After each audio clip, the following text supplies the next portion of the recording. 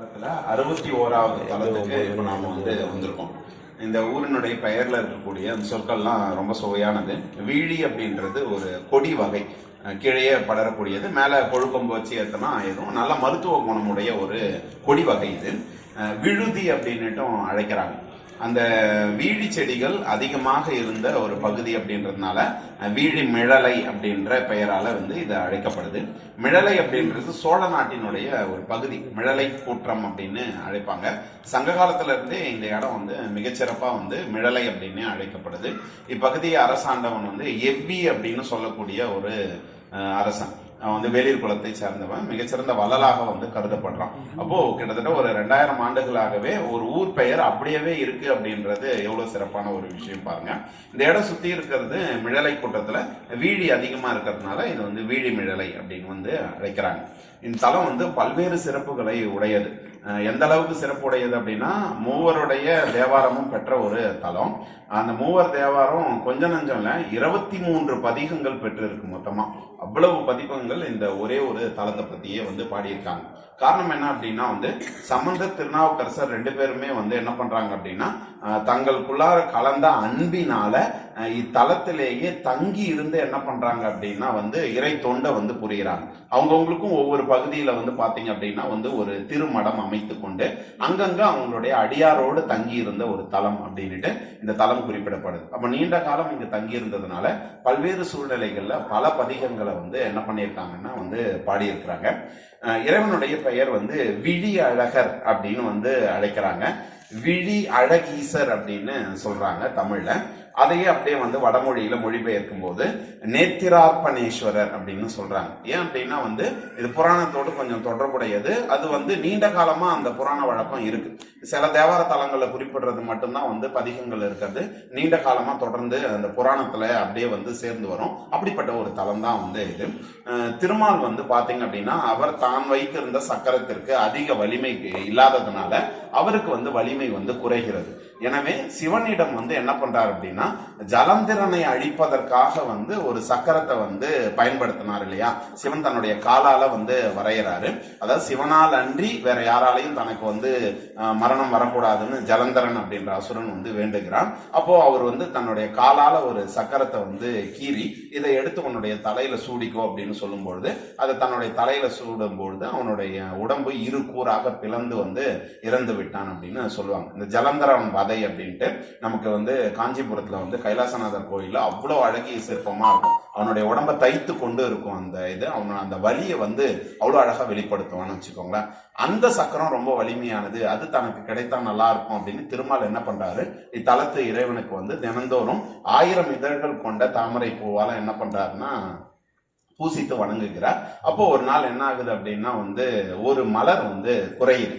உடனே என்ன பண்றாரு அப்படின்னா, கொஞ்சமும் யோசிக்காமல் தன்னுடைய கண்ணை என்ன பண்றாரு அப்படின்னா இடந்து இறைவனுக்கு என்ன பண்றாரு அப்படின்னா அர்ச்சித்து விடுகின்றார் வச்சுக்கோங்களேன். அப்போ உடனே இறைவன் தோன்றி என்ன பண்றாரு அப்படின்னா சக்கரத்தை இவருக்கு அளிக்கிறார். அப்போ அதனால்தான் இறைவனுடைய ஒரு வடிவத்துக்கே சக்கரம் ஈந்தவர் அப்படின்னுட்டு இருக்கு. சக்கர தானமூர்த்தி அப்படின்னுட்டு சிவன் அழைப்பாங்க. தஞ்சை பெரிய கோவில பின்பக்கத்துல மேற்கு பகுதியில அப்படி ஒரு சிற்பம் இருக்கிறத நம்மளால பார்க்க முடியும். இதை எல்லாமே பாத்தீங்க அப்படின்னா தேவார பதிகத்துல இருந்தே குறிப்பிடப்பட்டுக்கிட்டு வருது. சம்பந்தர் என்ன பண்றாரு அப்படின்னா, சலந்தரன் தன் உடல் கடிந்த சக்கரத்தை வேண்டி ஈண்டு விருப்பொடு மால் வழிபாடு செய்ய விழி விமானம் சேர் வீழி மிழலையே அப்படின்னு சொல்றார். இந்த விமானத்துக்கு பேர் பாத்தீங்க அப்படின்னா விண் இடி விமானம். அதாவது விண்ணுல இருந்தே அந்த விமானம் இழிந்து கீழே வந்தது. இழிந்துன்னா இறங்கி வர்றது. நம்ம இன்னைக்கு பேச்சு வழக்குல சாப்பாடு ஏதாவது கொதிக்குதுன்னா இழிச்சி வை அப்படின்னு சொல்றது ஒரு வழக்கம். அப்போ இடினா கீழே இறங்கி வருதல் அப்படின்னு இந்த 3 பேருமே என்ன பண்றாங்க, பல பாடல்கள்ல இந்த கதையை சொல்றாங்க. இந்த விமானம் இன்னைக்கும் அதே பெயரிலேயே விண்ணிழி விமானம் அப்படின்ட்டு வழங்கப்படுகின்றது. இந்த விமானம் எந்த அமைப்பை ஒத்ததா இருக்கு அப்படின்னா, சீர்காழி தோணியப்பர் தலத்தினுடைய விமானத்தினுடைய அமைப்பை ஒத்ததா இருக்கு. அந்த தோணியப்பர் இங்க சம்பந்தருக்கு காட்சி தந்தார் அப்படின்னு சொல்றாங்க. தல பெயர்கள் நிறைய இருக்கு, அது வேண்டாம். இதுல ரொம்ப முக்கியமானது என்னன்னா, சமந்தர் அதுக்கப்புறம் அப்பர் 2 பேருமே இங்க வந்து இருக்கும்பொழுது கொஞ்ச காலத்துல ரொம்ப வந்து பஞ்சம் வந்து தலைவிரித்து ஆடுகிறது. தன்னோடு வந்த அடியவர்களுக்கும் மக்களுக்கும் உணவு இல்லாமல் வந்து இருக்கும் பொழுது இறைவனை என்ன பண்றாங்க அப்படின்னா வந்து வேண்டுகிறார்கள். உடனே வந்து இறைவன் என்ன பண்றாரு அப்படின்னா வந்து ஒரு பக்கம் கிழக்கு பக்கத்துல வந்து ஒரு நாளைக்கு ஒரு காசையும், மேற்கு பக்கத்துல ஒரு நாளைக்கு ஒரு காசையும் வந்து வைக்கின்றார். அத கனவுல வந்து சொல்றார். உடனே ஆலயத்துக்கு வந்த 2 பேரும் முதல்ல இருந்த காசை என்ன பண்ணிடுறாருன்னா குழந்தையாகிய திருஞான சம்பந்தர் எடுத்துக்கொள்கிறார். கிழக்கு பகுதியில இன்னைக்கும் அந்த திருச்சுற்றுல காசு பெற்ற இடம், படியில காசு வச்சதுனால படிக்காசு அப்படின்னு வந்து அழைக்கப்படுது. பிறகு அப்படியே மேற்குல போகும்பொழுது என்ன பண்றாங்கன்னா அப்பருக்கு ஒரு காசு கிடைக்குது. அதை தம் அடியவர்கள்கிட்ட கொடுத்து என்ன பண்றாங்க, கடைக்கு சென்று பொருள் வாங்கி வந்து என்ன பண்றாங்கன்னா அடியவர் பசியை தீக்கணும், மக்களின் பசியை தீக்கணும்னு சொல்லும் பொழுது சம்பந்தருடைய காசுக்கு ரொம்ப குறைவான வந்து பொருள்கள் தான் கிடைக்குது, அப்பருடைய காசுக்கு அதிகமான பொருள் கிடைக்குது. ஏன் அப்படின்ற கேள்வியை வந்து என்ன பண்றாரு அப்படின்னா வந்து எழுப்புறாரு. உடனே அடியவர் சொல்றாங்க, உங்களுக்கு கிடைக்கிற காசு வந்து பார்த்தோம்னா வாசி உள்ள காசு, அதாவது அதோடைய மாற்று வந்து கம்மியா இருக்குது.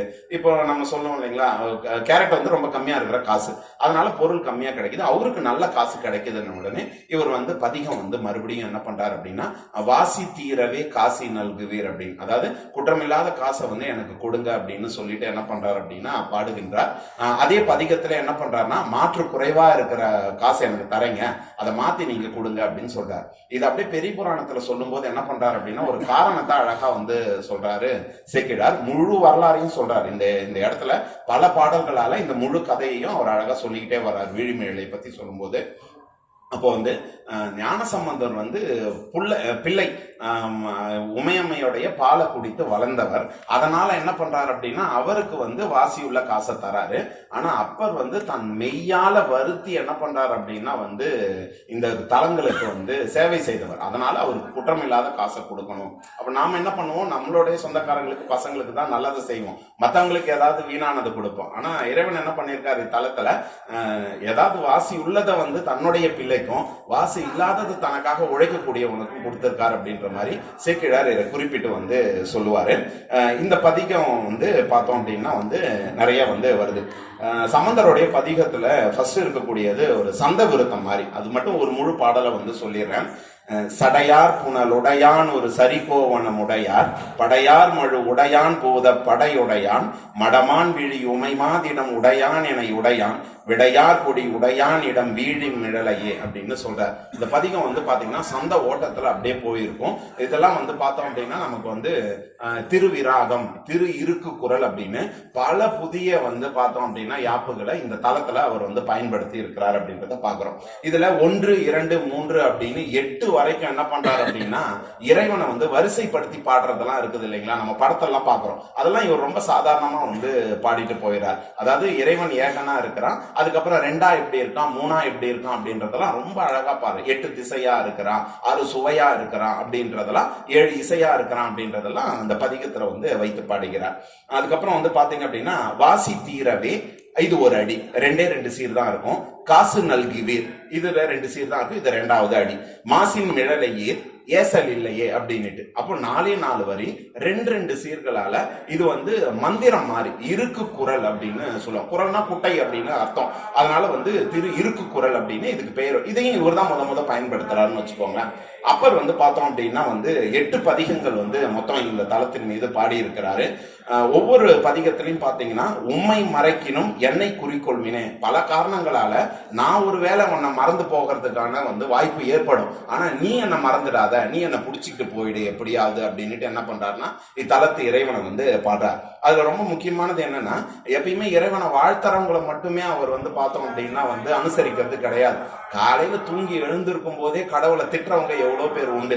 இவனாலதான் நான் இந்த பழப்பு பழைக்கிறேன், இவன் ஒரு கடவுளா அப்படின்னு திட்டுவோம் இல்லையா, அவங்களையும் என்ன பண்ணுவார் அப்படின்னா விடாமல் வந்து கை தூக்கி கொண்டு போவார்ன்றத இந்த பதிகத்துல சுற்றார். கரைந்து கை தொழுவாரையும் காதலன் வரைந்து வைது எழுவாரையும் வாடலன். அப்படி எழும்போதே திட்டிக்கிட்டே எழறவங்களை கூட நான் என்ன பண்ண மாட்டாரு, இவரு விடமாட்டார் இந்த வீடிமழையில இருக்கிறவர் அப்படின்றத சுட்டி காட்டுகின்றார்.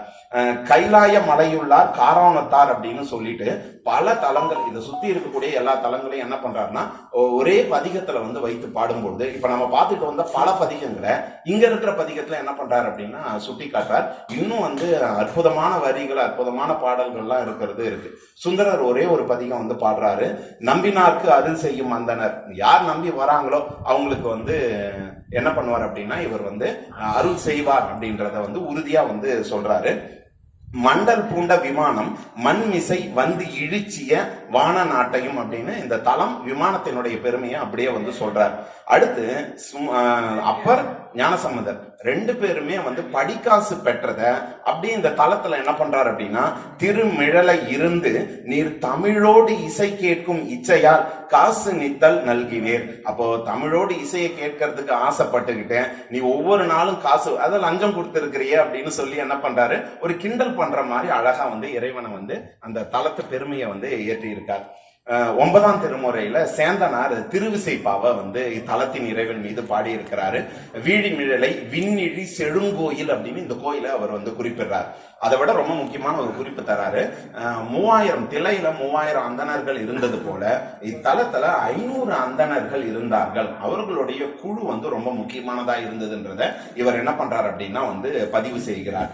பாடு அலங்கார பரிசில் காசு அருளி பழுத்த செந்தமிழ் மலர் சூடி, காசை கொடுத்து செந்தமிழால் ஆன ஒரு மாலையை நீ சூடி கொண்டாயேன்னு இவரை என்ன பண்றாரு அப்படின்னா கிண்டல் செய்கிறார். 11ஆம் திருமுறையில நம்பியாண்டார் நம்பி பல இடங்கள்ல இந்த வரலாற்றை என்ன பண்றாரு அப்படின்னா பதிவு செய்கிறாரு. பெரிய புராணம் ரொம்ப விரிவா பாத்தீங்க அப்படின்னா பேசியிருக்கு. இந்த ரெண்டு பேரும் ஒரே இடத்துல இங்க நீண்ட நாள் இருந்ததா அவர் குறிப்பிடும் பொழுது என்ன சொல்றாரு, பல்நாள் பிரியா நிலைமையினால் ரெண்டு பேரும் ஒருத்தர் விட்டு ஒருத்தவங்க பிரியாத நிலைமையோடு இத்தலத்துல இருந்தாங்கன்னு சொல்றாங்க. இன்னைக்கும் இந்த ரெண்டு பகுதியிலும் பார்த்தோம் அப்படின்னா இவர்கள் இருந்த திருமடங்கள் இருந்தது. இங்கேயே இவங்க தங்கி இருந்து தன்னுடைய திருப்பணியை செய்ததனால நீண்ட நிறைய பதிகங்கள் இத்தலத்து இறைவன் மீது இவங்க பாடியிருக்காங்க. அருணகிரிநாதருடைய திருப்புகழ் இருக்குது, வள்ளலாருடைய அருட்பா இருக்கு. ஒரு தலத்திலையும் பார்த்தோம் அப்படின்னா ஸ்தபதிகள் ஒப்பந்தம் செய்து கொள்ளும் போது அச்சாரம் வாங்கும் பொழுது நாங்க இந்த தலத்தினுடைய இந்த அமைப்பை தவிர மீதி எல்லாத்தையும் செய்யறோம் அப்படின்ற மாதிரி ஒரு ஒப்பந்தம் செய்து கொள்வார்கள். பட்டீஸ்வரத்துல இருக்கக்கூடிய மண்டபத்து சிற்பங்கள், அதுக்கப்புறம் பார்த்தோம் அப்படின்னா கொடுங்கை பார்த்தோம் அப்படின்னா ஆவுடையார் கோவில், இதுக்கப்புறம் திருவலஞ்சுழி நாளைக்கு பார்க்க போறதுல அந்த ஜன்னல் அழகு, அந்த மாதிரி சொல்லிக்கிட்டே வரும்போது இத்தலத்தினுடைய வபால்நத்தி மண்டபம் அப்படின்றத தவிர்த்து நாங்க எல்லாத்தையும் செய்து தரோம் அப்படின்னு சொல்லுவாங்க. அந்த அளவுக்கு ஒரு புகழ் வாய்ந்த மண்டபமாக அது இருக்கு அப்படின்னு சொல்லிக்கிறேன். மீதி சார் இப்போ வரலாற்று செய்திகளை சார் சொல்லுவாங்க. ஒரு இலக்கிய சான்று இந்த கோயிலை பற்றி எல்லாம் எவரெல்லாம் பாடல் பண்றது என்பதை ரொம்ப விரிவாக அழகா சொல்லியிருக்காரு. மனமார்ந்த நன்றி கமல். அடுத்ததாக நான் ரொம்பலாம் சொல்ல, ரொம்ப ஷார்ட்டாக தான் சொல்ல ஆரம்பிச்சுக்கலாம், சுருக்கமாக சொல்ல ஆரம்பிச்சேன் எனக்கு நேரம் கருதி. மொத்தம் இந்த கோயிலில் பார்த்தீங்கன்னா 101 கல்வெட்டுகள் காணப்படுது. இது பராந்தக, அதான் முதலாம் பராந்தக சோழன் தொடங்கி 3ஆம் ராஜேந்திரன் வரை கல்வெட்டுகள் இங்கு காணப்படுது. ஒன்று. ரெண்டாவது, முதலாம் குலோத்துங்க சோழனுடைய ஆட்சி, சில கல்வெட்டு மட்டும் சொல்லிடுறேன், சில 1-2 மட்டும். முதலாம் குலோத்துங்க சோழனுடைய ஆட்சி காலத்துல இங்கே உள்ள கல்யாண சுந்தரரா மாத்திருக்காங்க. கல்யாண சுந்தரரா மாத்தி அவர் திருமணி எடுத்திருக்காங்க. ரொம்ப சிறப்பான ஒரு சிற்பம் பார்த்தீங்கன்னா தெரியும். இவ்வளவு அழகான பெரிதான கல்யாண சுந்தரரை இங்கே இல்லை அப்படின்னு சொல்றாங்க. உள்ள பாத்தீங்கன்னா நம்ம பார்க்க போறோம், கல்யாண வனக்குளத்துல சிவனும் பார்வதியும் நின்றுட்டு இருப்பாங்க உள்ள. அவர் சொன்னால பந்த கால் நட்டது எல்லாமே சொல்லுவாங்க இல்லையா, அதெல்லாம் பந்த கால் நட்டது. அப்புறம் என்ன சொல்லுவாங்க, இன்னும் விளையாண்டுருக்கு இன்னொன்று சொல்லுவாங்களே, அப்ப பிரார்த்தனை நான் போறதில்ல, அதெல்லாம் உள்ள காமிச்சிருக்காங்க. எப்படி இருந்தாலும் இந்த கோயில் முதலாம் ராஜாதி ராஜனுடைய ஆட்சி காலத்துல அவனுடைய அணுக்கியான பட்டாளி நங்கை என்பவள் இந்த கோயில் விமானத்தை அவன் மட்டுமல்ல இன்னும் பலர்கிட்ட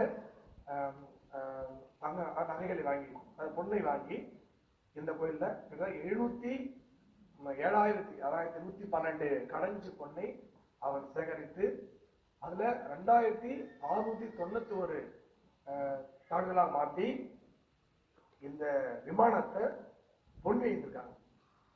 அது இங்க பார்த்தா அங்க அதான் இல்லை, அதான் எப்படி இருக்கும் அப்படியே பார்த்தா இருக்குமா சொல்லுங்க, அந்த ஊர்ல எப்படி இருக்கும், பொன் வைத்திருக்காங்க. அது ஒரு முக்கியமான தகவல் இல்லையா? அப்ப முதலாம் ராஜாதிராஜனுடைய அணுக்கி உங்களுக்கு தெரியும், முதலாம் ராஜேந்திர சோழனுடைய அணுக்கி தான் பறவை நங்கை. எங்க ஊர் பனையபுரம், இந்த ஊர்ல திருவாரூரை சேர்ந்தவர். அவள் தான், அவர் நினைவாக தான் அந்த முதலாம் ராஜேந்திர சோழன் அவருடைய அணுக்கியான பறவை நங்கையின் பேரில் பறவைப்புறம் என்பதையும் அந்த கோயிலை கட்டிடக மாற்றி அதற்கு பறவை ஈஸ்வரம் உடைய மகாதேவன் என்று பெயர் வச்சிருக்காங்க. அதே போல அணுக்கி என்பது நம்ம நெருக்கமான காதலின்னு நம்ம சொல்லலாம். அப்ப முதலாம் ராஜாதிராஜனுடைய அணுக்கியான பட்டாளி நங்கை என்பவள் இந்த கோவில் விமானத்தை அவள் மட்டும் இல்ல பல பேர் சேர்ந்தா முக்கியமுடைய பங்கு அவதான் பொண்ணு இருந்திருக்காங்கன்னா பெரிய விஷயம் தான். அப்ப 7112 கடைஞ்சி பொண்ணை கொண்டு இங்க 2691 கடலை கொண்டு என்ன பண்ணியிருக்காங்க, இந்த விமானத்தை பொன்னால எழுந்திருக்காங்க அப்படின்னு பார்க்கும்போது அவர் சொன்ன மாதிரி இவ்வளவு பிரம்மாண்டமான ஒரு கோயில், தங்க தகவலாம் ஒன்று காணமே பாருங்க, ஃபுல்லாக அந்த அளவுக்கு பெரிய அளவில் பண்ணியிருக்காங்க. அப்ப எந்த ஒரு புகழ்பெற்ற இலக்கிய எடுக்கிறதும் சரி, தேவார பாடல் அடிக்கிறதும் சரி, கல்வெட்டுகள் கடலப்பு எல்லாமே சிறப்பான கோயில். இது ஒரு மாட கோயில்.